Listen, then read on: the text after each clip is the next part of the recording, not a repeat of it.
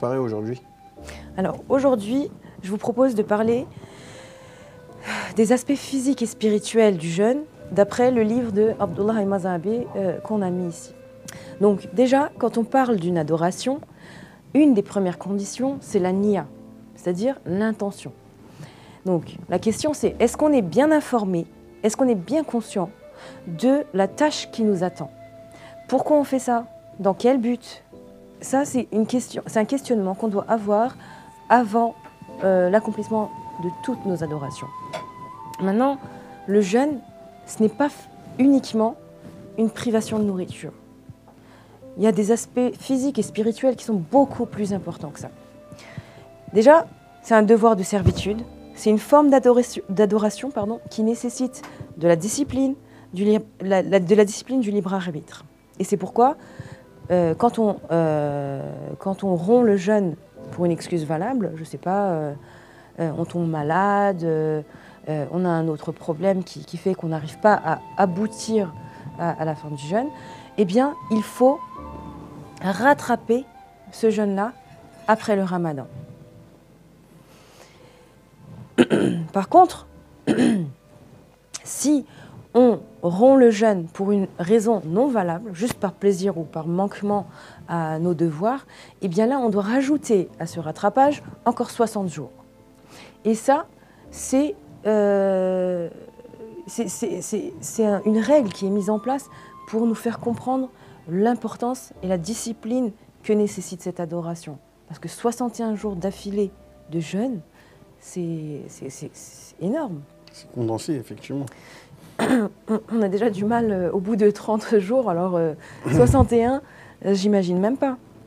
Donc finalement, il y a une différence entre faire quelque chose et savoir des choses. On sait tous les dangers de la cigarette, par exemple. Je donne cet exemple-là parce que c'est un des plus courants aujourd'hui. Mais ce n'est pas pour autant qu'il n'y a pas de médecins qui ne fument pas.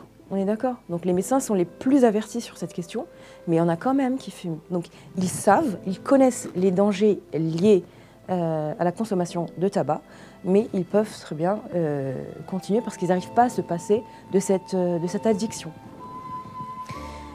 Eh bien, c'est pareil concernant nos adorations et notre vie spirituelle. On sait des choses et on a besoin de rappel, on a besoin de mettre en application. Et du coup, les mauvaises actions, il faut savoir qu'elles ne sont pas toujours les conséquences d'une ignorance. Ça peut aussi être le résultat du libre arbitre. Ce n'est pas par ignorance qu'on tombe toujours dans les mauvaises actions. Parfois, c'est seulement parce qu'on est tenté. Et ça, c'est le libre arbitre. Le jeûne, justement, il nous permet de garder notre âme charnelle sous contrôle par cette discipline. Tu vois ? Donc le jeûne, c'est une adoration qui va discipliner l'âme. Et ça, on l'a dit à plusieurs reprises. Le jeûne, c'est s'abstenir, non pas seulement de boire et de manger, mais aussi de tout plaisir charnel, juste pour une raison. C'est un ordre de Dieu, et c'est tout. On s'abstient. Et du coup, ça nous permet de faire quoi, ça? Eh bien, ça nous permet d'abandonner notre côté bestial. Ça nous permet d'adopter un côté angélique. En fait, il faut imaginer un peu qu'on est partagé entre la bestialité et cette atmosphère angélique. Et aussi, ça renforce notre libre arbitre, car notre seule et unique motivation, c'est de plaire à Dieu. Donc, dans un deuxième temps, Abdullah al-Mazhabi nous explique qu'on a tous, comme Nemrod et Pharaon, plus ou moins d'égoïsme en nous.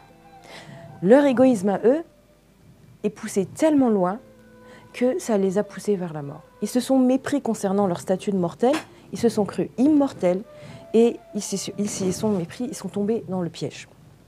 Tandis que le jeûne, il nous rappelle notre faiblesse, qu'on a toujours besoin de quelque chose pour survivre, que la mort, elle est très proche et que la vraie puissance, c'est Allah. La vraie et la seule puissance, c'est Allah Ta'ala. Eh bien, très bien, merci, Sélimé.